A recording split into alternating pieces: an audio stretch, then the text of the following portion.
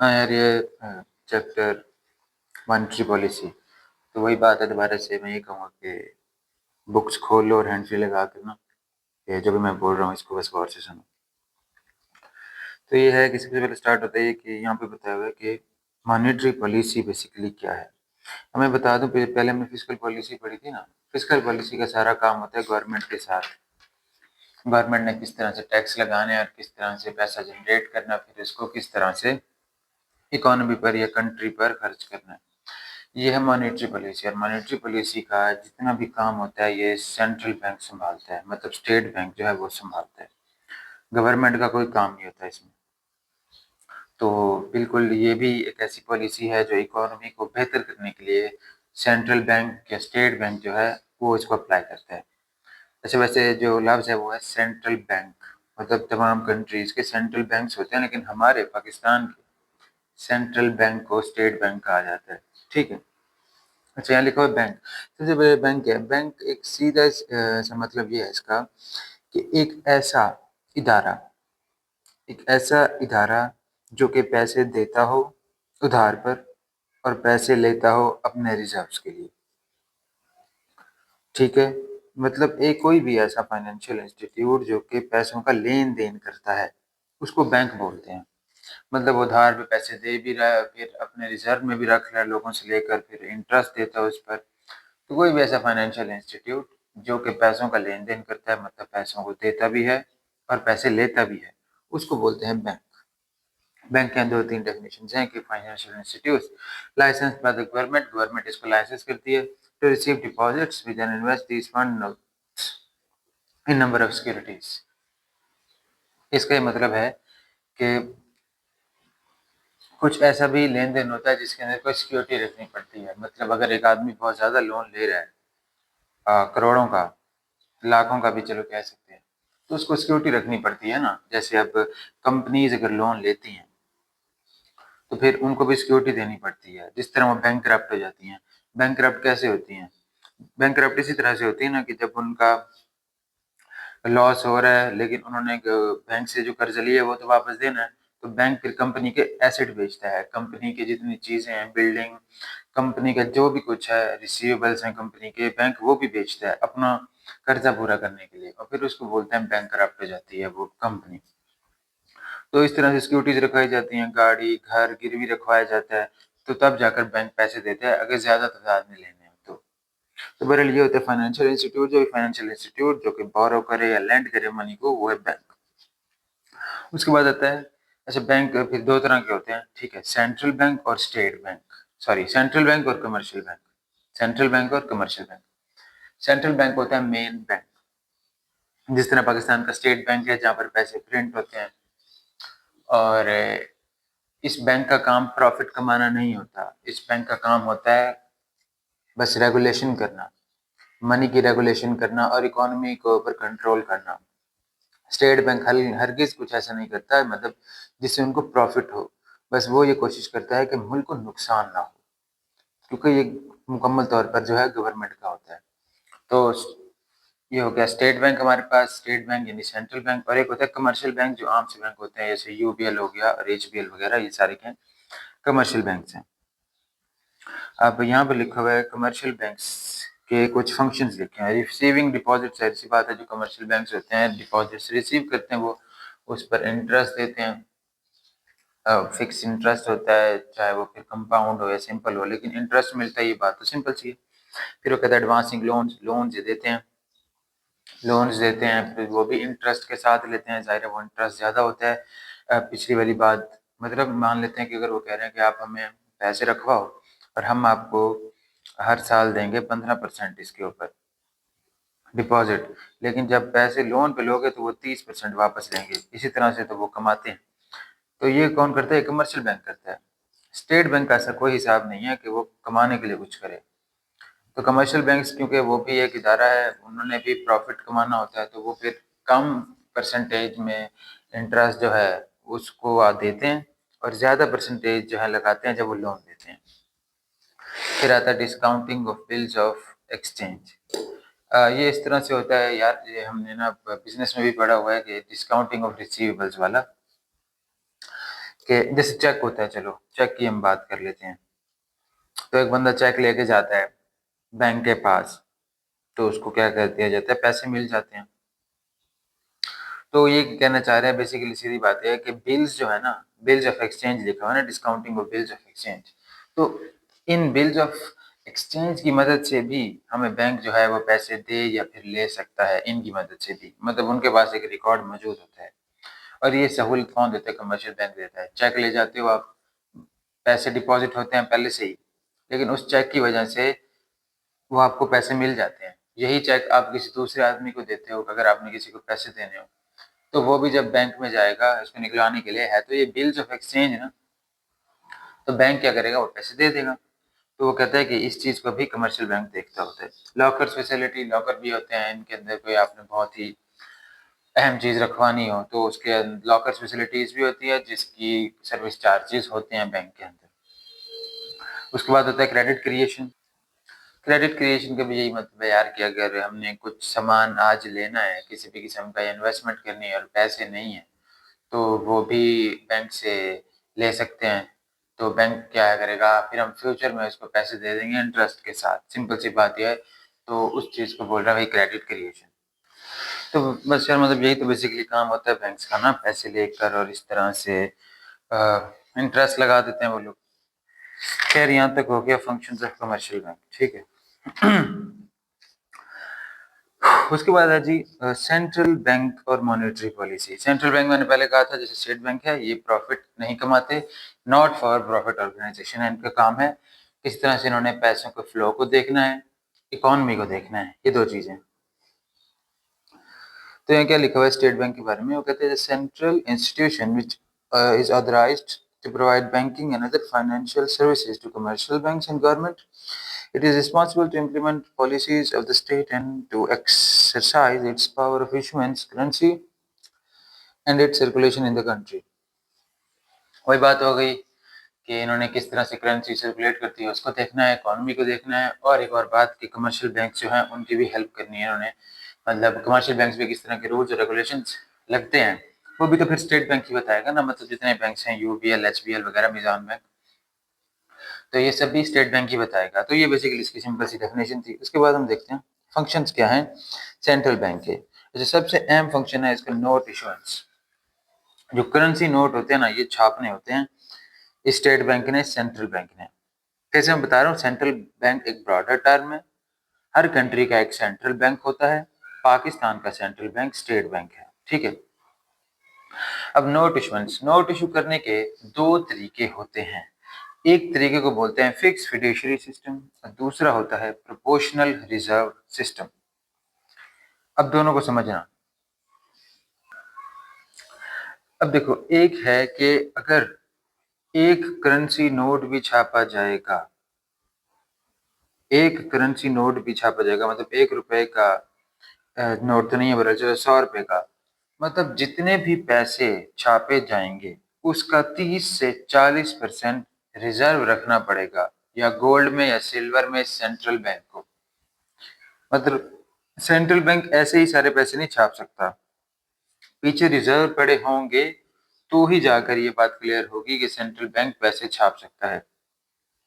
अगर 1 करोड़ जो है वो पैसा प्रिंट करना है, तो इसका 30 से 40% रिजर्व रखना पड़ेगा। मतलब 30 लाख से 40 लाख रुपए जो है वो गोल्ड, 30 से 40 लाख का गोल्ड जो है वो सेंट्रल बैंक को रखना पड़ेगा, तब भी वो इन पैसों को छाप सकता है। अच्छा, अब तो ये है कि रिजर्व में डॉलर भी रखा जाता है। बहरहाल बात सिर्फ ये है कि इस चीज को समझो। ये एक तरीका ये है कि जितने भी पैसे छापो उसका 30 से 40% रिजर्व में रखना पड़ता है। ये होता है प्रोपोर्शनल रिजर्व सिस्टम। दूसरा सिस्टम होता है वो होता है fix fiduciary system. Fix fiduciary system का मतलब ये है कि आप एक सर्टेन अमाउंट के अंदर पैसा छाप सकते हो बगैर रिजर्व रखे। मान लो कि 5 अरब है, 10 अरब है, खैर बहुत ज्यादा होता है इससे भी, लेकिन चलो अगर हम एस्टिमेट करते हैं 10 अरब छाप लिए, तो 10 अरब पे किसी किस्म का कोई रिजर्व रखने की जरूरत नहीं है। लेकिन अगर 10 अरब के बाद 1 रुपया भी मजीद छापा गया, तो उस पर पूरा 100% जो है रिजर्व रखना पड़ेगा। अब समझो बात को, मैं समझाता हूँ। दो तरह के सिस्टम है ना नोट इशू करने के, फिक्स फिड्यूशियरी सिस्टम और proportional reserve system. Proportional reserve system का मतलब ये है कि अगर मैं 10 अरब आज छापता हूँ तो मुझे 30 से 40% रिजर्व रखना पड़ेगा, जिसका मतलब है मुझे 3 या 4 अरब रुपए का गोल्ड या सिल्वर रिजर्व रखना पड़ेगा। ये सिस्टम है प्रोपोर्शनल रिजर्व सिस्टम। और फिक्स्ड फिड्यूशियरी सिस्टम का क्या मतलब है? फिक्स्ड फिड्यूशियरी सिस्टम के अंदर एक लिमिट मुकर्रर कर दी जाती है कि इतना पैसा आप छाप सकते हो बगैर किसी चीज को रिजर्व रखे। लेकिन प्रोपोर्शनल रिजर्व सिस्टम में ऐसा नहीं था, जितना छापोगे उसका 30 से 40% रिजर्व रखना। अब हमने कहा प्रोपोर्शनल रिजर्व के अंदर हमने 10 अरब छापे और हमने 4 अरब जो है वो रिजर्व रखा। अब फिक्स फिड्यूशियरी सिस्टम के अंदर लिमिट जो बताई गई है वो ये है कि आप 5 अरब छाप सकते हो बगैर रिजर्व रखे।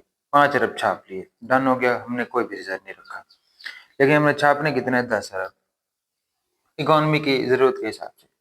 तो अगर मैं फिक्स फिड्यूशियरी के मुताबिक 10 अरब छाप रहा हूँ तो 5 अरब तक तो मेरे पे कोई लिमिट ही नहीं है कि मैं कुछ रखूं या ना रखूं। लेकिन इस लिमिट के बाद जितने भी पैसे मैं छाप रहा हूँ या स्टेट बैंक जो है वो छाप रहा है, उसके ऊपर 100% रिजर्व रखना पड़ेगा। मतलब ये है कि अगर 10 अरब फिक्स फिड्यूशियरी के तहत छाप रहे हैं तो 5 अरब पहले वाले पे कोई रिजर्व नहीं है, लेकिन अगले 5 अरब पे 100% पूरा रिजर्व है। मतलब पूरा का पूरा 5 अरब का गोल्ड रिजर्व रखना पड़ेगा। प्रोपोर्शनल रिजर्व सिस्टम के अंदर हमने कितना रखा था? 10 अरब छापे थे और 4 अरब रिजर्व रखा था। और फिक्स फिड्यूशियरी सिस्टम के अंदर हमने दोबारा वही 10 अरब छापे, लेकिन कितना रिजर्व रखा? 5 अरब। 5 अरब किस बेस पे? कि पहले 5 अरब पे तो कोई रिजर्व था ही नहीं, लेकिन दूसरे 5 अरब पे मुकम्मल रिजर्व था। और फिक्स फिड्यूशियरी के अंदर हर रुपए पे ऊपर 30 से 40% होता है। ये दो सिस्टम है नोट इशू करने के, और जो कॉमनली यूज होता है सिवाय 5-6 मुल्कों के वो है प्रोपोर्शनल रिजर्व सिस्टम। बस सिंपल सी बात। पहले हमने कमर्शियल बैंक के फंक्शंस पढ़े थे, अब ये हम पढ़ रहे हैं सेंट्रल बैंक के। सेंट्रल बैंक का एक सबसे बड़ा अहम फंक्शन ये है। फिर है बैंकर टू द गवर्नमेंट। अच्छा, ये सेंट्रल बैंक जो है वो कह रहा है कि ये बैंकर टू द गवर्नमेंट है, मतलब गवर्नमेंट का भी बैंक है। मतलब ये फंडिंग करता है गवर्नमेंट को भी, गवर्नमेंट के प्रोजेक्ट्स के लिए उनको सेंट्रल बैंक जो है फंडिंग करता है। मतलब जितना पैसा चाहिए, जाहिर सी बात है यार, जो टैक्स कलेक्शन होती है वो भी तो इन्हीं के पास जाती है ना, और उस सबको हैंडल भी तो यही करते हैं। तो गवर्नमेंट को फंड करना, फिर इंटरेस्ट लगाना इतना कि जिससे इकोनॉमी भी बेहतर चल सके, वो सब कौन देखता है? ये देखता है स्टेट बैंक, देखता है सेंट्रल बैंक देखता है। मतलब इसका मेन काम होता है, इसका अवाम के साथ कोई ताल्लुक नहीं होता सेंट्रल बैंक का। इसका ताल्लुक होता है दो चीज़ों के साथ, गवर्नमेंट के साथ और कमर्शियल बैंक्स के साथ। ठीक है, अवाम इससे डायरेक्ट कोई राब्ता नहीं रख सकती। फिर कहते हैं ये बैंकर टू द बैंक्स, मतलब बैंक्स का जो है वो बिल्कुल अब्बू है। ये बैंक का फुल जो एलीट एक बैंक होता है, मतलब किंग बैंक जो भी बोलो, तमाम बैंक्स का जो हेड बैंक है ना वो यही होता है सेंट्रल बैंक। और इसके अंदर ये बताना है कि ये बैंक्स को है उनको भी इन्फ्लुएंस करता है किस तरह से। मतलब ये जो कमर्शियल बैंक्स होते हैं ना, इनको रिजर्व रखने पड़ते हैं सेंट्रल बैंक के पास। सेंट्रल बैंक के तमाम कवानीन को मानना पड़ता है उनके पास जो है वो सेंट्रल बैंक की तरफ से इनको लाइसेंस भी दिया जाता है। तो ये तमाम चीज़ें जो हैं ये किसकी तरफ से होती हैं? स्टेट बैंक की तरफ से, सेंट्रल बैंक की तरफ से। और इसके बगैर कोई भी कमर्शियल बैंक ऐसे अपनी तरफ से नहीं खुद को आवाम के सामने जो है सर्विसेज के लिए वाजे कर सकता। उसके अलावा बहुत से ऐसे सिचुएशंस भी आते हैं जिनमें इनको लोन लेना पड़ जाता है स्टेट बैंक से। तो ये सब भी कौन देखता है? ये सेंट्रल बैंक देखता है। उसके बाद आता है लेंडर ऑफ लास्ट रिजॉर्ट, मतलब आखिरी उम्मीद जो होती है ना बैंकर्स की, वो स्टेट बैंक ही होती है। कि जब उनके पास पैसों की कमी हो रही होती है और कोई डिपॉजिट रखवाने ही नहीं आ रहा होता उनके पास, तो फिर वो आखिर में eight the and central bank को ही देखते हैं और उनसे डिपॉजिट लेते हैं। और उसके बाद वो इंटरेस्ट रेट भी कम ही लगाता है आवाम से, क्योंकि फिर वही बात आ गई कि वो नॉट फॉर प्रॉफिट है, उसका काम प्रॉफिट कमाना नहीं है, वो बस देखता है कि किस हद तक इकोनॉमी बेहतर चल सकती है। फिर आता है एक्सचेंज रेट, जो है वो उसको कंट्रोल कौन करता है? यही करता है सेंट्रल बैंक करता है। अब सेंट्रल बैंक जो है वो करेंसीज के रिजर्व रखता है, गोल्ड के रिजर्व रखता है। तो रिजर्व रेशियो की बेस पर ही ये बात पता चलती है कि यूएस डॉलर का कितना जो है वो करेंसी रेट होगा पाकिस्तान में, या फिर जो है गोल्ड का क्या रेट होगा। ये सब होता है रिजर्व पर। जैसे अब यूएस का रिजर्व बढ़ता रहेगा तो यूएस की जो है वो एक किस्म की पावर है या फिर जो उसकी वैल्यू है वो भी तो बढ़ती रहेगी ना। तो इस चीज को भी कौन देखता है? स्टेट बैंक देखते हैं। उसके बाद आता है क्लियरिंग एजेंट। क्लियरिंग एजेंट अच्छा एक प्रोसेस होता है जिसको क्लियरिंग प्रोसेस बोलते हैं। मतलब अगर किसी बैंक में, एचपीएल बैंक में जो है वो पैसे हैं और वहां से चेक निकाल के दिया किसी दूसरे आदमी को, अच्छा उसका अकाउंट जो है ना वो एचपीएल में नहीं है, वो यूबीएल में है। तो वो जब यूबीएल से पैसे निकलवाएगा ना, तो हालांकि पैसे तो थे एचबीएल में, वो बंदा निकलवा रहा है यूबीएल में। तो बेसिकली ये जो है ना, ये पैसे आते हैं स्टेट बैंक से फिर, ठीक है, ये दोनों से नहीं आते। ये पैसे कहाँ से आते हैं? स्टेट बैंक से। और स्टेट बैंक फिर ये पैसे किससे ले लेगा? एचबीएल से बाद में ले लेगा। इस प्रोसेस को बोलते हैं क्लियरिंग प्रोसेस। और इसके ऊपर कुछ टैक्स भी लगता है, अवाम पे भी लगता है, बैंक पे भी लगता है। क्लियरिंग प्रोसेस, और ये कौन करता है? स्टेट बैंक करता है। तो इसलिए उसको कहा जाता है कि वो क्लियरिंग प्रोसेस का एजेंट है, मतलब वो क्लियरिंग एजेंट है। बस ये सिंपल सी बात थी। कस्टोडियन ऑफ मॉनेटरी रिजर्व, जितने भी मॉनेटरी रिजर्व हैं, मतलब ये जो सेंट्रल बैंक होते हैं ना, उसको थोड़ा सा रखा जाता है इस चीज पर कि उसके पास हर चीज का रिजर्व हर सूरत होना चाहिए। मसलन पाउंड्स होने चाहिए, डॉलर्स होना चाहिए, सिल्वर होना चाहिए, गोल्ड, और जितनी भी कीमती धातें हैं वो होनी चाहिए। कुछ कीमती जितने भी पैसे हैं, रियाल, दिरहम, इनका कुछ रिजर्व हर सूरत होना चाहिए, क्योंकि कभी भी इनकी वैल्यू गिर सकती है या बढ़ सकती है। तो उस सूरत में कोई बहुत बड़ा क्रैश ना आ जाए, तो वो ये कहते हैं कि ये जो मॉनेटरी रिजर्व्स होते हैं ना, इनको हर सूरत सेंट्रल बैंक या स्टेट बैंक जो है किसी न किसी हद तक अपने पास रखता है। क्लियर? यहाँ तक तो बस इसके फंक्शंस थे। अब आती है सबसे अहम चीज पूरे चैप्टर की, वो है मॉनेटरी पॉलिसी। फिस्कल पॉलिसी की तरह मॉनेटरी पॉलिसी के दो टूल्स हैं। जैसे फिस्कल के थे एक्सपेंस और रेवेन्यू, ठीक मॉनेटरी पॉलिसी के दो हैं। एक है मनी सप्लाई और एक है इंटरेस्ट। फिर से समझो, दो टूल्स हैं, मनी सप्लाई और इंटरेस्ट। इंटरेस्ट क्या होता है? जो इंटरेस्ट रेट होता है जो बैंक लगाते हैं, इतने इंटरेस्ट पे पैसा लेंगे, इतने इंटरेस्ट पे देंगे, वो इंटरेस्ट है। मनी सप्लाई क्या होता है? जो सप्लाई हो रही होती है ना मनी मार्केट के अंदर, इकोनॉमी के अंदर, उसको मनी सप्लाई बोलते हैं। कोई आदमी कुछ खरीदने जा रहा है, कोई आदमी कुछ बेच रहा है, वो उसको पैसे दे रहा है, वो उससे पैसे ले रहा है, ये मनी सप्लाई है, ठीक है। लेकिन मनी सप्लाई कब कम हो जाती है? जब हम पैसों को छुपा के रख लेते हैं, बैंक्स में डिपॉजिट करवा देते हैं, खर्च नहीं करते, तो उसको कहते हैं कि मनी सप्लाई कम होगी। फिर बैंक से निकलवा के उड़ा रहे हैं, पैसों का खर्च कर रहे हैं, वो मनी सप्लाई क्या कहते हैं? बढ़ जाती है। तो इसको बोलते हैं मनी सप्लाई। और एक होता है ये इंटरेस्ट रेट। ये दोनों चीजें बेसिकली होती है मॉनेटरी पॉलिसी। अब इसका क्या काम होता है मॉनेटरी पॉलिसी का? मॉनेटरी पॉलिसी ने इकोनॉमी को देखना होता है, इन्फ्लेशन की सूरत में, डिफ्लेशन की सूरत में। तो ये कौन देखता है? वैसे तो फिस्कल पॉलिसी भी देखती है, लेकिन साथ साथ मॉनेटरी पॉलिसी भी अपना किरदार अदा करती है, क्योंकि दोनों ने ही कोशिश यही करनी है कि मुल्क में इन्फ्लेशन भी ना हो। इन्फ्लेशन मैंने बताया था, प्राइस लेवल जो है वो बढ़ जाते हैं कंटिन्यूसली, और डिफ्लेशन भी ना हो और प्राइस लेवल बहुत कम भी ना हो जाए। देखो प्राइस लेवल कम जो है वो भी नुकसानदेह है। खैर, ये यही कुछ था। Monetary policy refers to the measure taken by the central bank to influence macroeconomic activity, especially by maneuvering money supply and credit by changing rate of interest। तो वो कह रहे हैं वो मैक्रो इकोनॉमिक एक्टिविटी देखते हैं, मतलब माइक्रो तक नहीं जाते। वो ऊपर जो मैक्रो इकोनॉमिक एक्टिविटीज होती है ना, मतलब जो उन्होंने मनी सप्लाई को कंट्रोल करना है, इंटरेस्ट रेट को कंट्रोल करना है, तो वो इन दो टूल्स के जरिए इस चीज को करते हैं। अभी अभी सारा समझ आ जाएगा ये क्या कहना चाह रहे हैं। अच्छा देखो, अब हम देखते हैं कि किस तरह से मॉनेटरी पॉलिसी, जिसके दो टूल्स हैं मनी सप्लाई और इंटरेस्ट रेट, वो इकोनॉमी पर इन्फ्लुएंस करते हैं। अच्छा, इसके कुछ क्वालिटेटिव कंट्रोल्स भी हैं और क्वांटिटेटिव कंट्रोल्स भी हैं। दो तरह से ये कंट्रोल करता है। क्वालिटेटिव कंट्रोल का ये मतलब है कि सिर्फ इकदामात ऐसे कर देना, कुछ ऐसी चीजें कर देना क्वालिटी वाइज जिससे इकोनॉमी पर ज्यादा बुरा असर ना पड़े, बल्कि इकोनॉमी बेहतर हो। और दूसरा है क्वांटिटेटिव कंट्रोल। क्वांटिटेटिव कंट्रोल का मतलब है सिर्फ ऐसे कागजी कार्रवाई ना हो, जैसे क्वालिटेटिव कंट्रोल में हमने कहा था। क्वांटिटेटिव कंट्रोल्स का मतलब है वाकई उठकर कुछ ऐसे मेजर्स लेना जो थोड़े फिजिकल हों। बस इस बात को समझ लो, चलो ठीक है। क्वांटिटेटिव कंट्रोल का ये मतलब है ऐसे मेजर्स लेना जो बेसिकली फिजिकल हों। लेकिन क्वालिटेटिव कंट्रोल फिजिकल नहीं होता, मतलब इसका ये मतलब होता है कि सिर्फ पेपर वर्क है। बस यही दो कंट्रोल हैं जिसके जरिए जो मॉनेटरी पॉलिसी है ना, कि कुछ तो वैसे इकदाम उठाते हैं पेपर वर्क पर जिसके जरिए वो इकोनॉमी को बेहतर करते हैं, वो हो गया क्वालिटेटिव। क्वालिटी है ना, क्वालिटी है। लेकिन फिर कुछ ऐसे इकदाम करते हैं वो लोग, सप्लाई रोक देते हैं मनी की, या फिर सप्लाई बढ़ा देते हैं, तो वो कुछ चीजें लागू कर देते हैं, तो वो क्या होता है क्वांटिटेटिव कंट्रोल। अब क्वांटिटेटिव कंट्रोल के अंदर सबसे पहले बैंक रेट। अच्छा देखो, दो तरह के रेट होते हैं। जो हमारे पास इंटरेस्ट रेट होता है ना, जो हमें बैंक की तरफ से मिलता है, कि मिसाल के तौर पर कोई लोन लिया हमने कमर्शियल बैंक से, तो जब हम लोन लेते हैं जो इंटरेस्ट रेट होता है वो तो हो गया इंटरेस्ट रेट।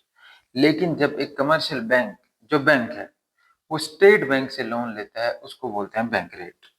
ठीक है, जो loan commercial bank state bank से लेते हैं उनको बोलते हैं बैंक रेट या फिर डिस्काउंट रेट। तो कह रहे हैं सबसे पहला क्वांटिटेटिव रोल तो इसी का है, बैंक रेट का। अभी अब ये किस तरह से इकोनॉमी को जो है वो इन्फ्लुएंस करेगा, अब देखना। मान लेते हैं सिचुएशन ये है कि इकोनॉमी के अंदर बहुत ज़्यादा इन्फ्लेशन है।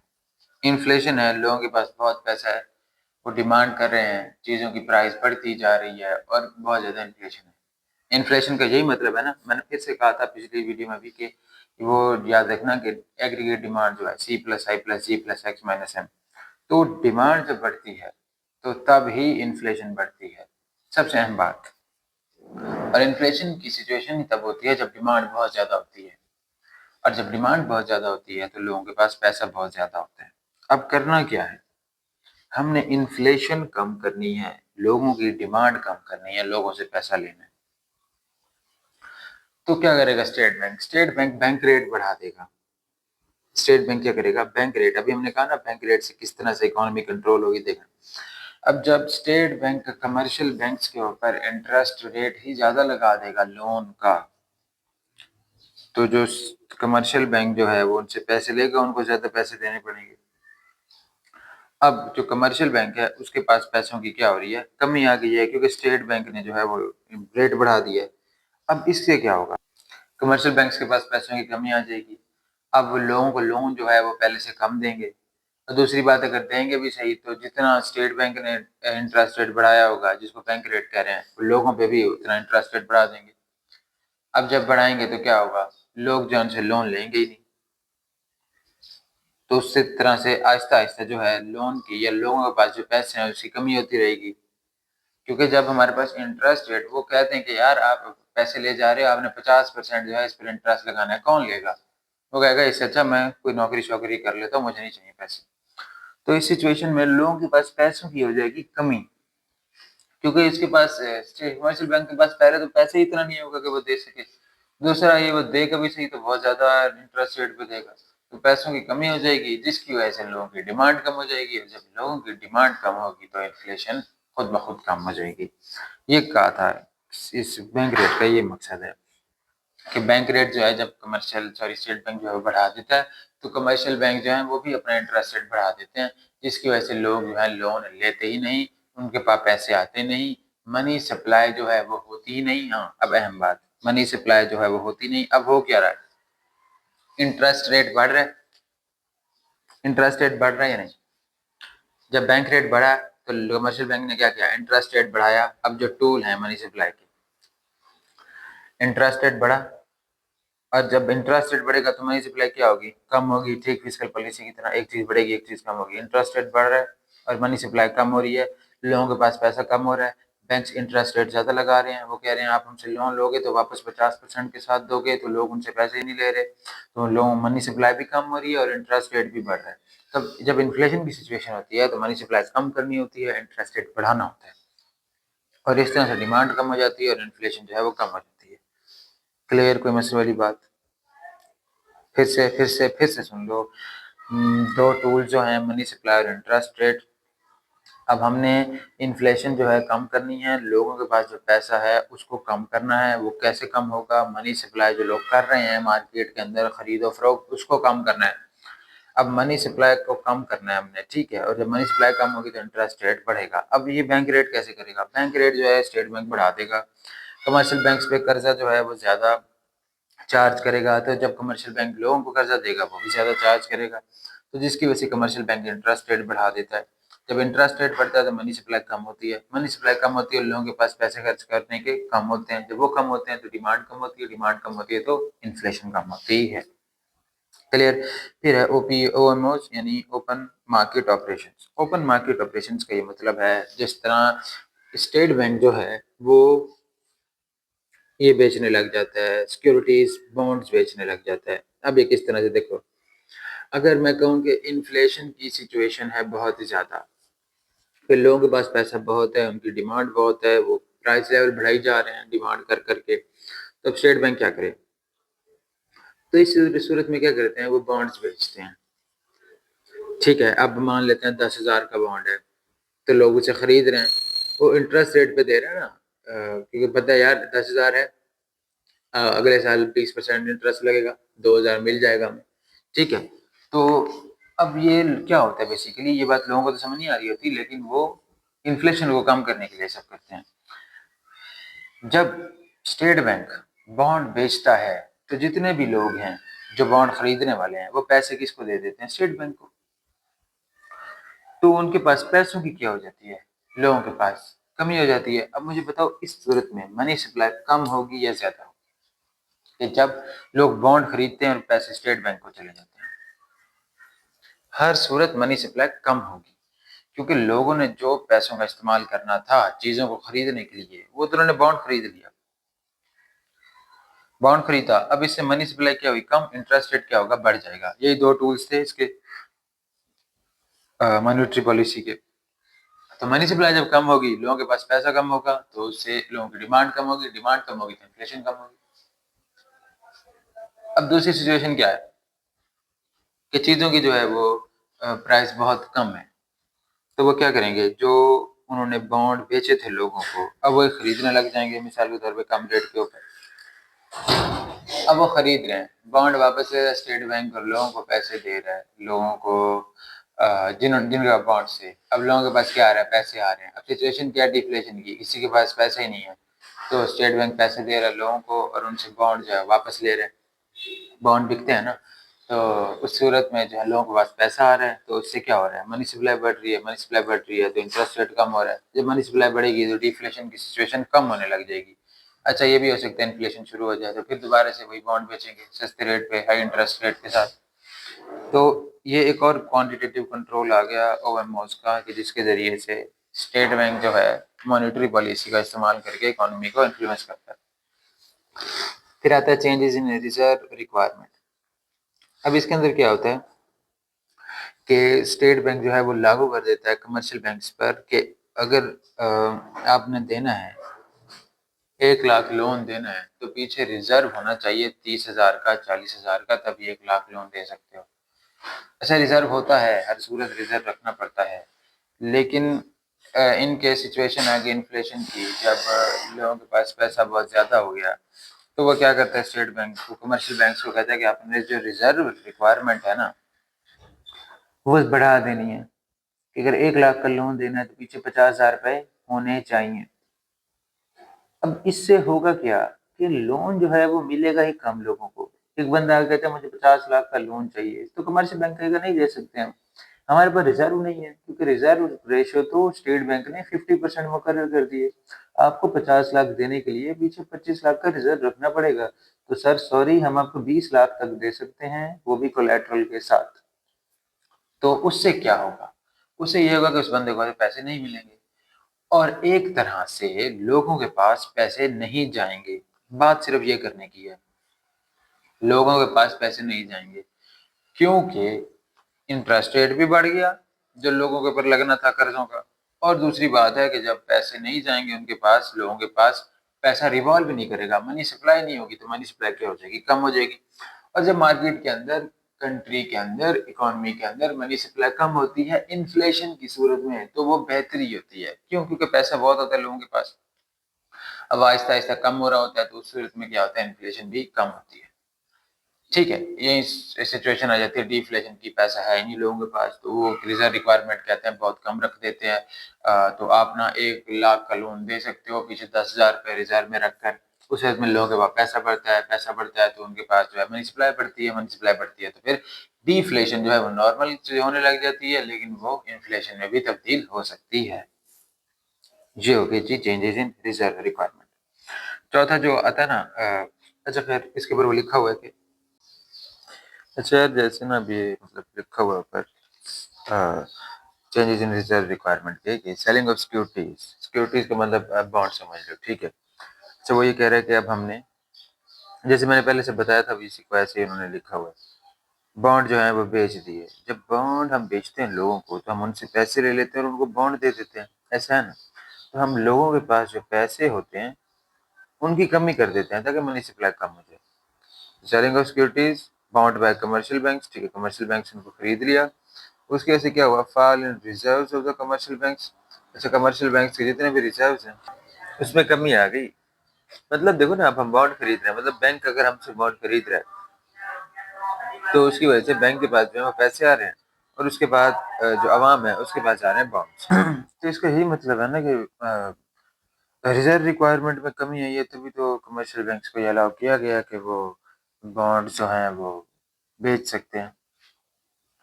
उसके बाद आगे लिखा हुआ है कि टाइट मनी सप्लाई, मतलब इससे मनी सप्लाई कम हो जाएगी क्योंकि बॉन्ड्स बेचने से लोगों के पास पैसे जो हैं कम हो जाएंगे, इंटरेस्ट रेट बढ़ जाएगा। वही दो टूल्स आ गए, मनी सप्लाई कम, इंटरेस्ट रेट बढ़ रहा है। अब जब ये होगा कि लोगों के पास पैसे कम होंगे तो लोगों की डिमांड कम होगी, आगे लिख दिया fall in demand, aggregate demand, और जिसकी वजह से इन्फ्लेशन पर कंट्रोल आ सकता है। बहरहाल ये सब कुछ था इसके अंदर। उसके अंदर नीचे भी बिल्कुल चेंजेस इन रिजर्व रिक्वायरमेंट के बारे में भी ऐसा ही लिखा हुआ है। चौथा जो है हमारे पास क्वांटिटेटिव कंट्रोल्स में वो है क्रेडिट रैशनिंग। अब क्रेडिट रैशनिंग और ये जो है ना चेंजेस रिजर्व रिक्वायरमेंट, इसमें ज़्यादा कोई फ़र्क नहीं है। ऊपर हमने कहा था कि कमर्स जो स्टेट बैंक होता है वो कमर्शियल बैंक्स पे लागू कर देता है कि आपको इतना रिजर्व हर सूरत रखना है अगर आप लोन इशू करना चाहते हो। और क्रेडिट रैशनिंग का मतलब ये है कि वो फिक्स्ड अमाउंट बता देते हैं लोन इशू करने की। इस बार रिजर्व की बात नहीं हो रही, मतलब अगर 1 लाख लोन देना है तो 40,000 रिजर्व रखो, लेकिन इस बार वो कह रहे हैं कि नहीं, आप लोन ही 50-60 हज़ार से ज़्यादा नहीं दे सकते। फिर रिजर्व वो अपना खुद देखना, लोन ही इससे ज़्यादा नहीं दे सकते, तो इसको बोलते हैं क्रेडिट रैशनिंग। तो मतलब ये दोनों चीज़ें सेम ही हैं, बस इसको एक अलग पॉइंट बना हुआ है। इस टर्म को बोलते हैं कि जिसके अंदर स्टेट बैंक कमर्शियल बैंक्स पे लागू कर दे कि वो एक ख़ास लिमिट से ज़्यादा लोन नहीं दे सकते, चाहे उनके पास रिजर्व्स हों या ना हों, उस चीज़ को बोलते हैं क्रेडिट रैशनिंग। इससे भी यही होता है ना, लोग जब लोन नहीं ले पाएँगे, लोगों के पास पैसों की कमी होगी और इससे मनी सप्लाई कम होगी, और अगर इन्फ्लेशन है तो इन्फ्लेशन कम हो जाएगी। तो ये हमें सिर्फ़ इस बात को समझना होगा कि इन केस जब इन्फ्लेशन ज़्यादा होती है ना, तो करनी हमने सिर्फ़ मनी सप्लाई कम है बस, ठीक है? उसके लिए हमें इंटरेस्ट रेट बढ़ाना पड़ेगा और मनी सप्लाई कम। अच्छा मनी सप्लाई कम होने से इंटरेस्ट रेट ब बढ़ने का ये मकसद है कि देखो, अगर जो है वो रिज़र्व रिक्वायरमेंट वाली ही हम बात कर लें या इनमें से किसी चीज़ की बात कर लें जिसमें कमर्शियल बैंक पर लागू हो जाता है कि उसने ना ज़्यादा पैसे लोगों को नहीं देने ताकि लोगों के पास पैसे ना हों और उनकी डिमांड कम हो। तो वो क्या करते हैं कि एक तरह से पैसों की डिमांड बढ़ रही है लोगों के लिए। समझ रहे हो ना बात को? लोग पैसा लेना चाह रहे हैं बैंक से, बैंक दे ही नहीं रहा। लोगों की बाकी हर मार्केट की हर चीज़ जो लोग खरीदना चाहते हैं, बाइक, गाड़ी सब, लोगों के पास पैसे नहीं है क्योंकि बैंक नहीं दे रहा। तो उससे सारी मार्केट की चीज़ों की डिमांड तो कम हो रही है, लेकिन पैसों की डिमांड तो बढ़ रही है। तो इस डिमांड की बढ़ने की वजह से जो लोन पे इंटरेस्ट लगता है वो भी तो बढ़ता है ना, कि भाई जब हर बंदा आ रहा है कि मुझे लोन दे दो, वो कहते हैं मुझे लोन दे दो, तो उसी को लोन देंगे जो हम पे इंटरेस्ट ज़्यादा देगा लोन पे। जो एक तरह से लोन पे इंटरेस्ट होता है यार, सूद कह लो, जो मर्ज़ी कह लो। भाई जो कहेगा मैं 40% दूँगा आपको, फिर कोई कहेगा 45, तो इस तरह इंटरेस्ट रेट बढ़ता है जो मनी सप्लाई कम कर देते हैं। क्योंकि लोन की जो इश्यूएंस होती है वो कम हो जाती है, इसलिए स्पेसिफिक ग्रुप को ही लोन मिलता होता है। तो चलो आगे है जी क्वालिटेटिव कंट्रोल्स। क्वालिटेटिव कंट्रोल्स जो है ना, ये ऐसी कोई चीज़ नहीं है जो लागू कर दी जाए मुकम्मल तौर पर। ये कुछ यूँ समझ लो हिदायत हैं या कुछ ऐसी चीजें हैं जिनका ख्याल रखना चाहिए। ठीक है, इसके लिए कोई पॉलिसीज वगैरह इस चीज का कोई किरदार नहीं है, बस एक क्वालिटेटिव है, क्वालिटी है इनके अंदर। अच्छा, इसके अंदर सबसे पहले आता है changes in marginal requirements. Changes in marginal requirements का ये मतलब है कि जब बैंक जो है वो बड़े-बड़े लोन्स देता है बिज़नेसेस को, तो उनको क्या रखना पड़ता है, कुछ ना कुछ गिरवी रखना पड़ता है, कोलैटरल जिसको बोलते हैं। अब कोलैटरल के अंदर वो घर, गाड़ी वगैरह ये चीज़ें रखते हैं।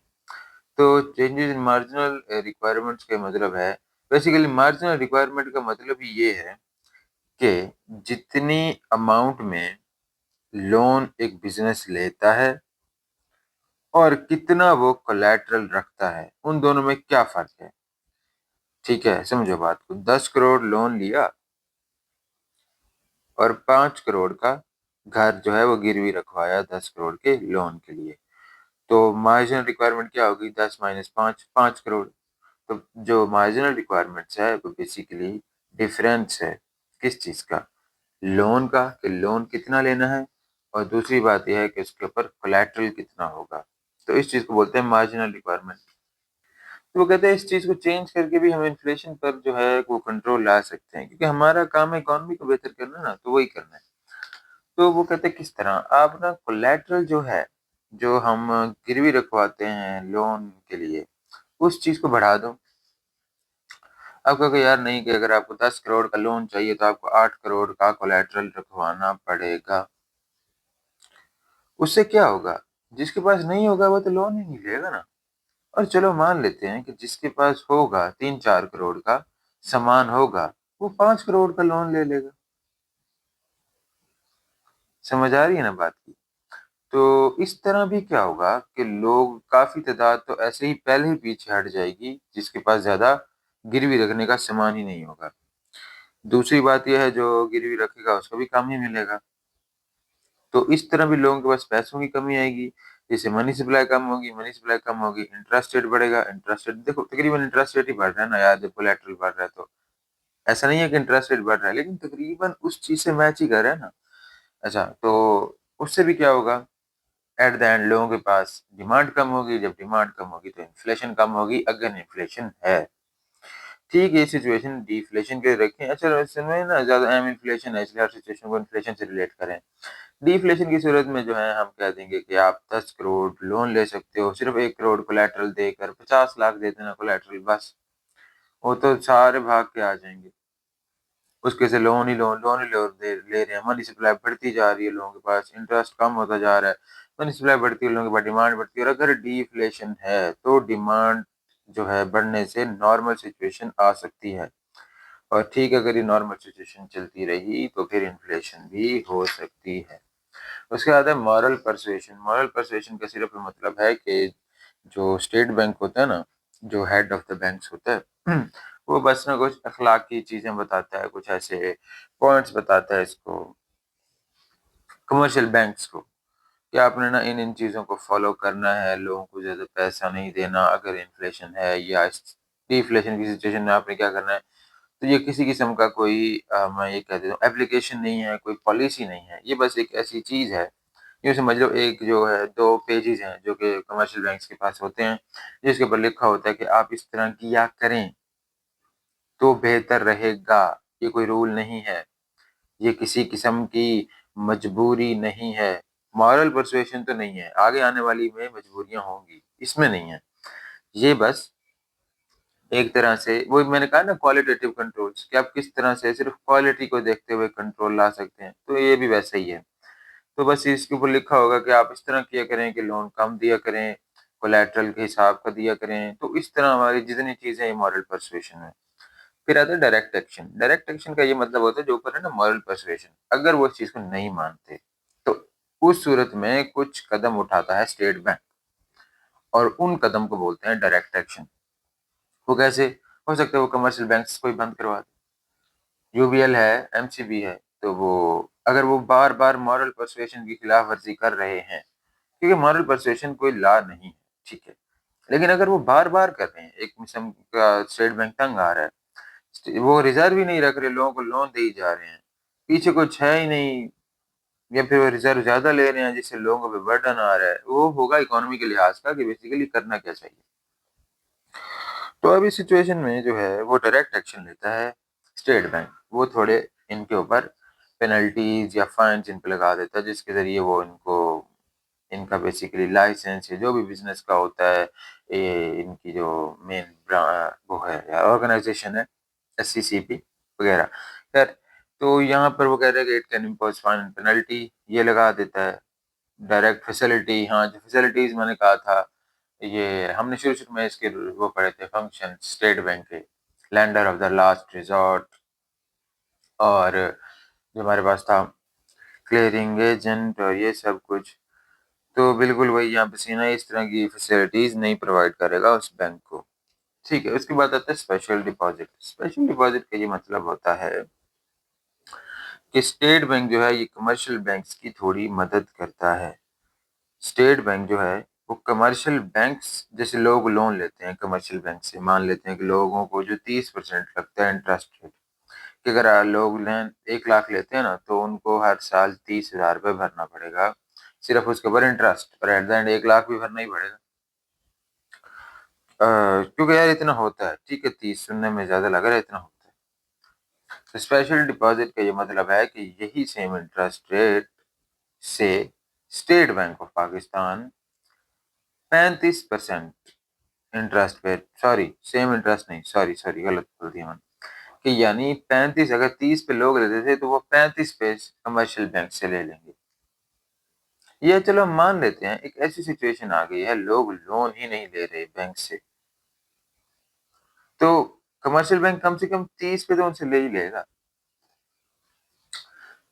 क्योंकि उसने कमर्शियल बैंक्स का भी ख्याल रखना है ना स्टेट बैंक ने। अगर स्टेट बैंक की हालत ऐसी है तो वो ऐसा करेगा, नहीं तो इनकेस कोई लोन नहीं ले रहा कमर्शियल बैंक से, कमर्शियल बैंक से कोई लोन ही नहीं ले रहा, कमर्शियल बैंक बेचारे थक गए हैं, वो कह रहे हैं यार आप 25 पे ले लो, 22% पे ले लो। At the end State Bank कहेगा भाई देना है तो मुझे दे दो 18 पर, तो वो दे देंगे क्योंकि कोई ले ही नहीं रहा। सिचुएशन कोई भी हो सकती है। तो उस सिचुएशन के हिसाब से वो कहते हैं कि जो सेंट्रल बैंक है यानी जो स्टेट बैंक है वो कमर्शियल बैंक से लोन लेता है एक अच्छे इंटरेस्ट रेट पर, लोगों से बेसिकली ज्यादा ही इंटरेस्ट रेट पर, इन केस अगर उनका जो सर्कल है वो सही से ना चल रहा हो। ये हमारे पास है कमर्शियल बैंक्स का। अच्छा, अब इससे होता क्या है, मतलब कि जब वो लोन ले लेता है, मतलब कमर्शियल बैंक से ले लेते हैं, तो जाहिर है अब उसने एक अच्छे इंटरेस्ट रेट पर लिया है, लोगों से ज्यादा इंटरेस्ट रेट पर लिया है। यहाँ पे हम सिचुएशन ये बता रहे हैं कि लोग भी लेना चाहते हैं और उनके पास वो इंटरेस्ट रेट देने को भी तैयार है। मान लेते 30%, जैसे मैंने शुरू में कहा, तो फिर क्या करते कमर्शियल बैंक, वो 35 पे ले लेते हैं, सारा लोन वो खुद ले लेते हैं, और लोग लोन नहीं ले पाते। जब लोग लोन नहीं ले पाते, उनके पास मनी सप्लाई कम होती है, जब उनके पास मनी सप्लाई कम होती है उनकी डिमांड कम होती है, और जब उनकी डिमांड कम होती है तो उनके पास इन्फ्लेशन भी कम होती है। फिर है जी प्रूडेंशियल कंट्रोल। प्रूडेंशियल कंट्रोल को बेसिकली कहते हैं रूल्स, बिल्कुल एक फुल चार्टर जैसे बनता है उसको बोलते हैं रूल्स। मतलब ये है प्रूडेंशियल कंट्रोल, मुकम्मल तौर पे इस पे रूल्स लिखे हुए हैं कि क्या करना है क्या नहीं करना इकोनॉमी को बेहतर करने के लिए, और इसके अंदर आर्टिकल्स रेगुलेशंस, बस इसे समझ लो ये ना फुल एक रूल चार्ट है। मॉरल परसुएशन और चार्ट था, वो तो ये चीज थी जो करनी चाहिए, ये तो करनी पड़ेंगी। उसके बाद यार objectives of monetary policy. Monetary policy क्या ऑब्जेक्टिव है, अभी तक हम क्या पढ़ रहे हैं, क्या ऑब्जेक्टिव्स हैं मॉनेटरी पॉलिसी के। अच्छा, अगर हम देखें इस फिलहाल बुक को छोड़ के तो क्या किया उसने, इन्फ्लेशन की सिचुएशन में इन्फ्लेशन कम की उसने, डिफ्लेशन की सिचुएशन में डिफ्लेशन को भी कम किया उसने, इकोनॉमी जो है इकोनॉमी को बेहतर किया, जिससे क्या होता है भाई, जो रोजगार है मान लेते हैं कि वो भी बेहतर हुआ है। अब ये दो तीन चीजें हैं जो हमें पहले से मतलब पता है, तो ठीक है यही तो ऑब्जेक्टिव है मॉनेटरी पॉलिसी का। देखो पहले लिखा हुआ इन्फ्लेशन, इन्फ्लेशन को वो कम करता है, ठीक है। इकोनॉमिक ग्रोथ, कंट्री के अंदर इकोनॉमी ग्रो करती है, बिल्कुल ऐसा ही है, यही पढ़ते रहे हम जी। Exchange rate stability, exchange rate stability का मतलब है ना कि भाई जैसे अब डॉलर बढ़ता जाए तो इकोनॉमी क्या बेहतर होती है, नहीं होती ना, तो ये उसको भी स्टेबल रखती है मॉनेटरी पॉलिसी ना, कि भाई बाकी करेंसीज जो हैं वो ज़्यादा क्रॉस ना कर जाए, ज़्यादा महंगी ना हो जाए। तो ये भी काम किसका है? मॉनेटरी पॉलिसी का है। जैसे हमने पढ़ा था इम्पोर्ट एक्सपोर्ट वाली बात। उसके बाद है फुल एम्प्लॉयमेंट देते हैं ये। हाँ, वो हमने देखा है कुछ ऐसी सिचुएशन आती हैं जिसके अंदर एम्प्लॉयमेंट देता है। फिर क्रेडिट कंट्रोल है। क्रेडिट कंट्रोल जो है, इसका ये मतलब है कि जो मॉनेटरी पॉलिसी है ना, वो क्रेडिट कंट्रोल के ज़रिए मतलब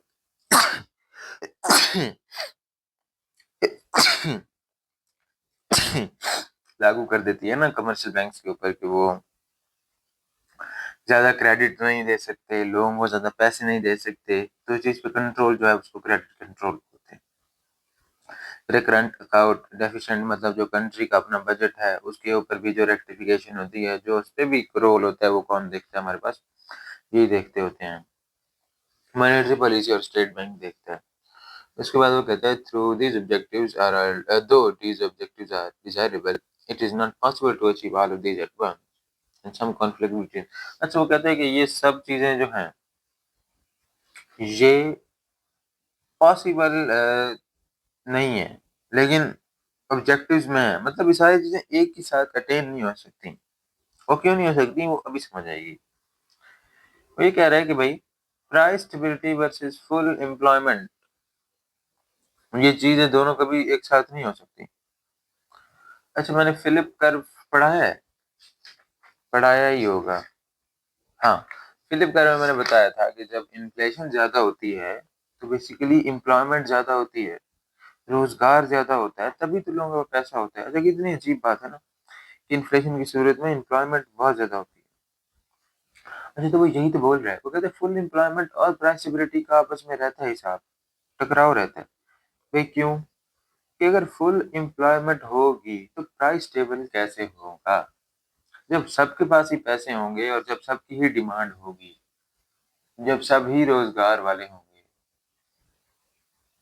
और उस डिमांड की वजह से प्राइसेस तो बढ़ेंगी ना, ये कम होगी, बढ़ेंगी तो स्टेबल तो नहीं हो सकती। स्टेबल करनी पड़ेगी तो फिर तो रोजगार छीनना पड़ेगा, तो अगर लोगों के पास डिमांड ही ना हो तो बहरहाल ये क्या हो गया? प्राइस स्टेबिलिटी और फुल एम्प्लॉयमेंट के दरमियान एक किस्म का टक्कर। फिर वो कहते हैं इकोनॉमिक ग्रोथ और एक्सचेंज रेट स्टेबिलिटी, ये दोनों भी एक साथ अचीव नहीं हो सकते। मतलब ये इस तरह से कि देखो, अगर वो कहते हैं इकोनॉमिक ग्रोथ हमें चाहिए, इकोनॉमिक ग्रोथ कैसे होगी? जीडीपी बढ़ेगी, जो कंट्री है उसके अंदर प्रोडक्शन ज़्यादा होगी, और उसके लिए वो हमें बोल रहे हैं कि हमें बाहर से मशीनरीज़ मंगवानी पड़ेंगी। क्योंकि अब हमारी जो है वो टेक्नोलॉजी की तरफ जा रहे हैं, इंडस्ट्रीज़ जो हैं वो बेहतर हो रही हैं। क्यों हो रही हैं? क्योंकि इकोनॉमिक ग्रोथ हो रही है ना। अब इस वजह से जब बाहर से मशीनरीज़ मंगवाएँगे, तो ये देखो अ, हमारी इम्पोर्ट ज़्यादा हो रही है या एक्सपोर्ट ज़्यादा हो रही है? जब हम बाहर से मशीनरी मंगवाते हैं सिर्फ इसलिए क्योंकि हमारी इंडस्ट्रीज को चाहिए अच्छे से काम करने के लिए, क्योंकि इकोनॉमी ग्रोथ हो रही है, हम खुद नहीं बना रहे। हमारी इम्पोर्ट्स जो है महंगी महंगी मशीनों की, वो ज्यादा हो रही हैं। इस वजह से उस कंट्री से जिससे हम खरीद रहे हैं उसकी प्राइस वैल्यू हमारे कंट्री में बढ़ रही है। अमेरिका से खरीद रहे हैं तो डॉलर बढ़ता जाएगा, और यहाँ इकोनॉमिक ग्रोथ तो हो रही है। ठीक है, हो सकता है यहाँ पर उस मशीन से पता नहीं क्या कुछ प्रोडक्ट्स बन रहे हों, या फिर उनको हमने किसी अच्छी सी यूनिवर्सिटी में रखा हो पढ़ाने के लिए, उससे भी तो बेहतरी आएगी ना, इकोनॉमी ग्रो करेगी। तो उससे क्या हो रहा है? अच्छा चलो, हाँ, सीधी बात, जिस तरह ये खरीद लेते हैं फाइटर जो जेट्स हैं ये, ठीक है, ग्रोथ तो होती है ना, लेकिन जिससे हम खरीद रहे हैं उसकी मनी वैल्यू जो है वो बढ़ती है। तो वो यही कह रहे हैं कि इकोनॉमिक ग्रोथ का एक्सचेंज रेट स्टेबिलिटी के साथ आपस में रहता है हिसाब, इनका टाकरा रहता है। एट दोनों कहते हैं इकोनॉमिक ग्रोथ और क्रेडिट कंट्रोल का भी रहता है। अब ये देखो क्रेडिट कंट्रोल, सिंपल सी बात है यार, मतलब देखो ना, इकोनॉमी को ग्रो करना है तो उसके लिए जीडीपी बढ़ानी पड़ेगी, लोगों को पैसे देने होंगे, खुशहाली चाहिए ना बेसिकली। उसके चक्कर में जो है वो बैंक्स जो हैं वो कंट्रोल नहीं कर पाएंगे इस चीज़ पे कि उन्होंने कितना लोन इशू करना है। तो ये बेसिकली यही आड़े में आ गया कि इकोनॉमी ग्रोथ और क्रेडिट कंट्रोल का आपस में हिसाब रहता है कि ये दोनों चीज़ें एक ही साथ अचीव नहीं हो सकती। ठीक है। बाकी इसमें ज़्यादा कुछ भी नहीं है यार। अच्छा आगे चलो, अब आने वाली है मज़ेदार चीज़ जो कि पूरे चैप्टर की अहम सबसे चीज़ है, और वो है बिल्कुल वैसे मैंने जैसे फिस्कल पॉलिसी पढ़ा था, कॉन्ट्रैक्शनरी और एक्सपेंशनरी, इन्फ्लेशन और डिफ्लेशन की सिचुएशन में, इसी तरह से मॉनेटरी पॉलिसी भी है कि मॉनेटरी पॉलिसी इन सिचुएशंस में क्या रोल परफॉर्म करती है। सबसे पहले यहाँ लिखा हुआ है कॉन्ट्रैक्शनरी मॉनेटरी पॉलिसी या फिर anti inflationary monetary policy. Anti inflationary monetary policy का ये मतलब है एक ऐसी मॉनेटरी पॉलिसी जो इन्फ्लेशन के एंटी हो, जो इन्फ्लेशन को कम करे। ठीक है। अच्छा, अगर अभी हम इसे ना देखें और अपनी तरफ से सोचें, अगर इन्फ्लेशन होती है तो हमें क्या करना होता है मॉनेटरी पॉलिसी के टूल्स को देखकर ताकि ये कम हो जाए। अभी हम पीछे यही पढ़ते आए हैं पूरे चैप्टर में कि जब भी इन्फ्लेशन होती है हम चाहते हैं कि लोगों के पास पैसे कम हो जाएं ताकि उनकी डिमांड ही ना हो कुछ चीज़ खरीदने की, और उस वजह से प्राइस लेवल नीचे आ जाए जिससे इन्फ्लेशन कम होगी। ऐसे ही है ना, इसी को एंटी इन्फ्लेशनरी बोलेंगे ना। और लोगों से पैसे छीनने के लिए हम क्या करते हैं, लोगों के पास जितनी मनी सप्लाई है उसको कर देते हैं कम, चाहे उसको बॉन्ड बेच देते हैं, चाहे लोन देना छोड़ देते हैं, रिजर्व रिक्वायरमेंट बढ़ा देते हैं, या फिर स्टेट बैंक लोन ले लेता है, कुछ भी करके लोगों को ज़्यादा पैसे नहीं देने। अच्छा, ये नहीं कह सकते कि हम टैक्स ज़्यादा लगा दें, लोगों से ज़्यादा पैसे ले लें, क्योंकि डिमांड ज़्यादा है। ओ भाई, वो फिस्कल पॉलिसी थी, यहाँ मॉनेटरी पॉलिसी की बात हो रही है। मॉनेटरी पॉलिसी के अंदर हम मनी सप्लाई और इंटरेस्ट रेट का इस्तेमाल कर सकते हैं। अच्छा, अब इसके अंदर ये है कि इन्फ्लेशन की सिचुएशन में हम यही करते हैं कि लोगों का पैसे कम हो, उनके मनी सप्लाई कम हो, और उससे क्या हो, इंटरेस्ट रेट ज़्यादा हो, उससे इन्फ्लेशन कम होगी। अब देखो यहाँ पर ग्राफ के अंदर यहाँ एक्स पे जो है हमारे पास फुल एम्प्लॉयमेंट दी हुई है, मतलब y1 y2, और ये फुल एम्प्लॉयमेंट। जो YF है ना, ये बेसिकली है फुल एम्प्लॉयमेंट। और उसके बाद यहाँ पे y2 है और y1 है।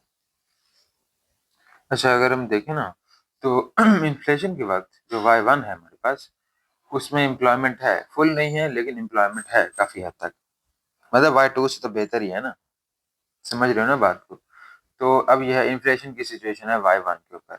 अब क्या किया, अब क्या करोगे इस सिचुएशन में, मनी सप्लाई कम की, इंटरेस्ट रेट बढ़ाया, ऐसे ही है, ऐसे ही है। अब जब हमने ये किया तो उसकी वजह से लोगों के पास पैसे आने कम हो गए।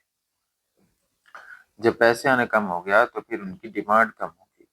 अब जब डिमांड कम होगी तो उससे सबसे पहले क्या होगा, प्राइस लेवल कम होगा। अच्छा, वो देखो इन्फ्लेशन की सिचुएशन में P1 प्राइस था, इन्फ्लेशन कम हो रही है तो P2 प्राइस हो गया, और इससे एम्प्लॉयमेंट क्या हो गई है, Y2 हो गई है। एम्प्लॉयमेंट भी कम हो गई है, इन्फ्लेशन भी कम हो गई है, जैसा कि फिलिप्स कार्ड में कहा था, इन दोनों का इन्वर्स रिलेशन है। एम्प्लॉयमेंट कैसे कम हो सकती है डिमांड कम होने से, ये क्यों नहीं हो सकती। जैसे मान लेते हैं कि 10 लोग अगर किसी भी चीज़ का वो बेचते हैं, सब्जी बेचते हैं, उन लोगों का चल रहा है हिसाब, रोज गाहक आ रहे हैं, जब उन ग्राहकों के पास पैसे ही कम हो गए हैं तो अब ग्राहक कम आ रहे हैं, ये कम सब्जी ले रहे हैं, और उनमें से एक दो दुकान वालों को लगता है नहीं यार, मुझे जो है वो कुछ और कर लेना चाहिए, अब इससे तो मेरा गुजारा नहीं हो रहा। तो अनएम्प्लॉयड हो गए ना वो, कुछ अरसे के लिए या जितने भी अरसे के लिए हो सकते हैं, उनको आगे कोई काम ही ना मिले, तो वो अनएम्प्लॉयमेंट तो आती ही है जब प्राइस लेवल कम होता है, चाहे उसको जिस तरीके से भी सोचो। तो ये हो गया कि अगर हमारे पास इन्फ्लेशन होती है तो मॉनेटरी पॉलिसी क्या करती है, मॉनेटरी पॉलिसी मनी सप्लाई करती है कम, और इंटरेस्ट रेट बढ़ाती है जिससे प्राइस लेवल भी कम होता है और एम्प्लॉयमेंट भी कम होती है और हल्की फुल्की अनएम्प्लॉयमेंट भी आती है। ठीक हो गया, कोई मसला इसमें। अच्छा, इसको कॉन्ट्रैक्शनरी क्यों बोलते हैं, क्यों, देखो सबसे पहले Y1 पे था ना और P1 पे था हिसाब, लेकिन जब हमने मॉनेटरी पॉलिसी को अप्लाई किया तो फिर क्या हो गया, Y2 और P2 पे हो गया, तो ये कॉन्ट्रैक्ट हुआ, एक्सपेंड हुआ। ये पहले से कॉन्ट्रैक्ट हुआ इसलिए इसको कॉन्ट्रैक्शनरी बोलते हैं, एक्सपेंशनरी में एक्सपैंड होगा, देखना। अच्छा, अब हम देखते हैं एंटी डिफ्लेशनरी, मतलब ऐसी मॉनेटरी पॉलिसी जो डिफ्लेशन को कम करे। अच्छा, सिचुएशन है डिफ्लेशन की, तो बताओ प्राइस लेवल ज़्यादा होगा या कम होगा। अच्छा चलो, सबसे पहले इसको छोड़ते हैं, हम अपनी तरफ से सोचते हैं, जब हमारे पास चीज़ों की प्राइस में कमी आती है बहुत ज़्यादा, तो सोचा है कि वो इस वजह से है कि भाई लोगों के पास शायद पैसा ही ना हो कुछ खरीदने का, और दुकान वाले मिन्नतें कर रहे हैं, यार अच्छा 100 की चीज आप 30 रुपए में ले लो, ले तो लो। वो कहते हैं नहीं भाई 30 में भी नहीं ले सकते। तो दुकान वाला कहता है अच्छा 20 में ले लो, तब जाके वो ले लेते हैं। तो कहीं प्राइस कम होने का ये मतलब तो नहीं कि मुल्क में ज्यादा गुर्बत आ गई है, पर मतलब यही होता है बेसिकली। ठीक है। और अब है डिफ्लेशन। तो डिफ्लेशन की सिचुएशन में मॉनेटरी पॉलिसी क्या कर सकती है, स्टेट बैंक क्या कर सकता है? स्टेट बैंक ये कर सकता है, लोगों को पैसे दे सकता है ताकि वो कुछ ले तो लें यार, कुछ इकोनॉमी तो बेहतर हो। और अगर लोगों के पास बॉन्ड थे तो स्टेट बैंक क्या करेगा, उनसे बॉन्ड खरीद के उनको पैसे दे देगा। 10-10 हजार के बॉन्ड थे, लोगों ने बेचे हुए थे, स्टेट बैंक क्या करेगा, वो उनको वापस जो है वो पैसे दे के उनसे बॉन्ड ले लेगा ताकि लोगों के पास पैसे आए। या स्टेट बैंक क्या करेगा, लोन इशू कर देगा बहुत ही कम इंटरेस्ट रेट पर कमर्शियल बैंक्स को, ताकि वो भी कम इंटरेस्ट रेट पर जो है वो बाकी लोगों को दें। स्टेट बैंक कुछ भी करेगा, मॉनेटरी पॉलिसी के जरिए वो चाहेगा कि डिफ्लेशन की सिचुएशन में लोगों के पास पैसे आए। और इसको मैं यूं ना कह दूं कि वो कोशिश ये करेगा कि मनी सप्लाई बढ़ जाए, ऐसा ही नहीं। तो जब मनी सप्लाई बढ़ेगी तो इंटरेस्ट रेट कम होगा। अब इंटरेस्ट रेट कम, अभी मैंने कहा कि वो कम इंटरेस्ट रेट पे लोगों को देगा ताकि लोगों के पास पैसे आए। तो इसी को बोलते हैं मनी सप्लाई बढ़े और इंटरेस्ट रेट कम हो। ठीक है, मनी सप्लाई बढ़े और इंटरेस्ट रेट कम हो। अच्छा अब देखो, अब ये इससे क्या होगा, लोगों को पैसे आएंगे जिससे लोगों की डिमांड में इजाफा होगा। लोगों की डिमांड में इजाफा होगा तो प्राइस लेवल बहुत कम था डिफ्लेशन में, तो वो स्टेबल हो जाएगा। ठीक है। अच्छा यहाँ पर अब देखते हैं, यहाँ पर वाई एफ फुल एम्प्लॉयमेंट है। अच्छा यहाँ पर वाई वन है पहले, वहां पर ऐसा नहीं था। ठीक है। अच्छा वाई वन पहले है, एम्प्लॉयमेंट जो है वो कम है। एम्प्लॉयमेंट कम है क्योंकि लोगों का पैसे नहीं है, लोगों का पैसे नहीं है, वो कुछ डिमांड ही नहीं करते खरीदने की। और इसी वजह से पी वन प्राइस लेवल भी कम है। लेकिन जब हमने पैसे देने शुरू किए, मनी सप्लाई बढ़ाने की कोशिश की स्टेट बैंक ने, तो प्राइस लेवल बढ़ा, पी टू हुआ, जिसकी वजह से एम्प्लॉयमेंट भी बढ़ी। एम्प्लॉयमेंट बढ़ी, जाहिर सी बात है अगर हम पैसे दे रहे हैं लोगों को तो वो जो खरीद रहे हैं उसकी डिमांड बढ़ रही है, और शायद वैसे बिजनेसेस नए शुरू हो जाएं। और अगर नए शुरू ना भी हों तो अगर 10 यूनिट्स पहले बिक रहे थे और अब 20 बिक रहे हैं तो नए मजदूर रखने पड़ जाएंगे, तो उससे एम्प्लॉयमेंट बढ़ती है। ठीक हो गया। तो अभी देखो, पहले वाई वन और पी वन पे थी, मॉनेटरी पॉलिसी अप्लाई करने के बाद पी टू और वाई टू पे एक्सपैंड हुई कॉन्ट्रैक्ट, एक्सपैंड हुई, इसलिए वैसे इसको एक्सपेंशनरी बोलते हैं। उसके बाद लिमिटेशंस क्या है मॉनेटरी पॉलिसी की, वगैरह के existence of non monetary sectors. अच्छा देखो, आज के दौर पे तो ये बात सूट नहीं करती वैसे ना, लेकिन फिर भी वो ये कह रहा है कि अगर मॉनेटरी पॉलिसी ने कुछ भी पॉलिसी इख्तियार की है कि उन्होंने ये अप्लाई कर दिया हो दुनिया सॉरी मुल्क पर कि मनी सप्लाई बढ़ानी है और लोगों को पैसा ज्यादा हो, लेकिन वो कहता है यार अगर कुछ ऐसे इलाके हैं जो पैसों से ज्यादा ट्रेड ही नहीं करते, अभी भी बार्टर सिस्टम चल रहा है उनके यहाँ, वो अपनी भैंस देकर जमीन ले रहे हैं, जहेज के नाम पे वो जी, कट्टे शट्टे, पता नहीं क्या सीन है उनका। पर जो भी है, जो भी है, जब वो कहते हैं वहां पर ये पॉलिसी कैसे अप्लाई होगी, जो पैसों का इस्तेमाल ही नहीं करते लोग, चावल के बदले चीनी वाला सीन है। तो वो कहते हैं जब ट्रेड ऐसी होगी जिसमें पैसों का इस्तेमाल ना हुआ तो मॉनेटरी पॉलिसी चल ही नहीं सकती। वहां हम कैसे जी क्या कोशिश करें जी कि भाई हम लोगों को लोन कम दें जिसकी वजह से लोगों का मनी सप्लाई कम हो, हाँ, और उनकी डिमांड कम हो, उससे क्या फर्क पड़ता है? उससे क्या फर्क पड़ता है, वो तो पैसों से ट्रेड ही नहीं कर रहे। उनको तो कोई फर्क ही नहीं पड़ता कितने पैसे से क्या मिल रहा है, वो तो सिर्फ बार्टर सिस्टम पे चल रहे हैं। शायद कुछ ऐसे कबीले हों, वो अफ्रीका के सहरा में उतनी कहाँ।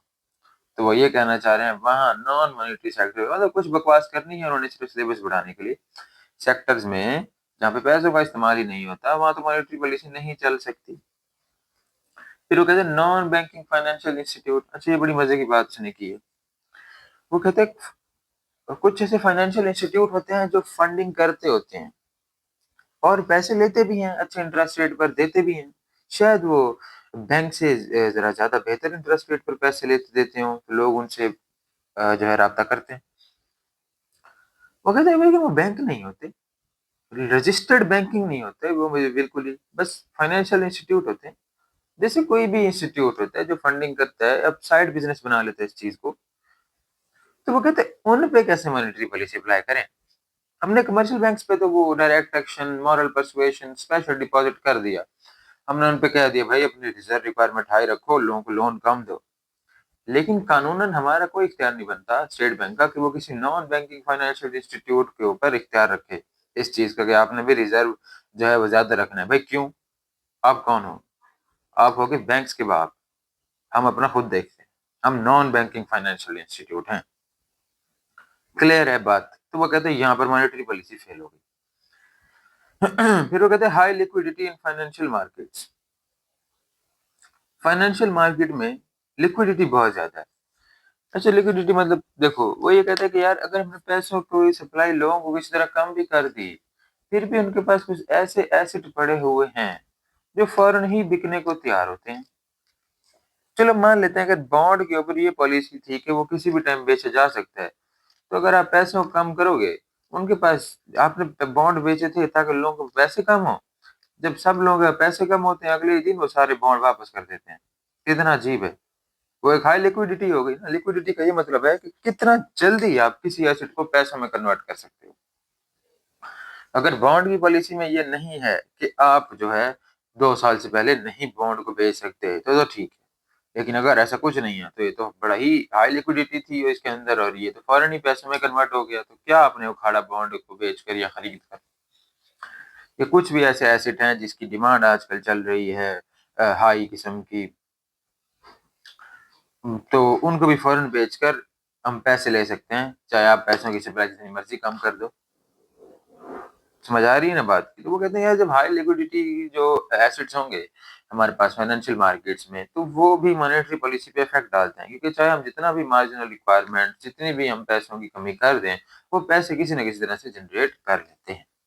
फिर आता है टाइम लैग। टाइम लैग का ये मतलब है कि अगर आज मैं देख रहा हूँ इन्फ्लेशन है, तो मैं अगर स्टेट बैंक का गवर्नर हूँ इंशाल्लाह, तो फिर मैं ये कोशिश करूंगा कि मैं लोगों का पैसे जो है उनको कम करूँ। उसके ज़रिए कोई ना कोई अप्लाई कर दूँगा मॉनेटरी पॉलिसी। कैसे भई? मैं कहूँगा मल्टीप्लाई कम करो, इंटरेस्ट रेट बढ़ा दो, रिजर्व रिक्वायरमेंट बढ़ा दो, क्रेडिट राशनिंग जो है उस पे फोकस करो। लेकिन जब तक ये बात जो है आहिस्ता-आहिस्ता, क्योंकि अब मैं एक आज ये बात बोलूँगा तो पूरा पाकिस्तान उठ के लोन तो नहीं लेने आ जाएगा ना। तो जब तक ये ज़रा पाकिस्तान के इलाकों में या पूरे मुल्क में फैलेगी ये मेरी पॉलिसी,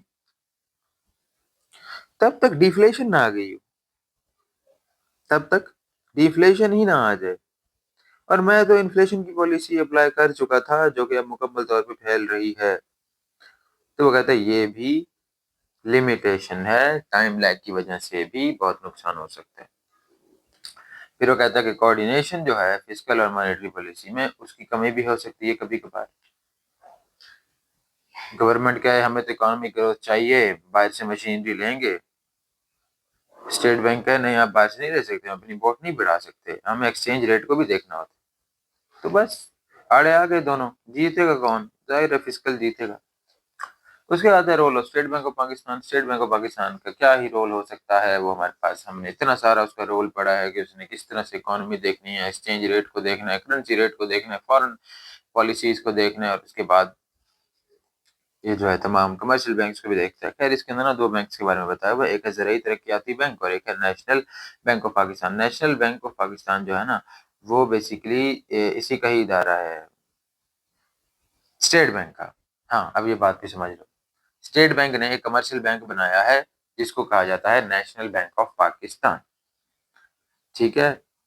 अब यूँ समझो कि एक पूरी क्लास है, क्लास के अंदर जितने भी बच्चे हैं सारे सेंट्रल बैंक्स हैं, और उसके अंदर जो एक टॉपर है या फिर जो भी प्रीफेक्ट है या प्रॉक्टर है, वो है नेशनल बैंक ऑफ पाकिस्तान, और जो टीचर है वो कौन है?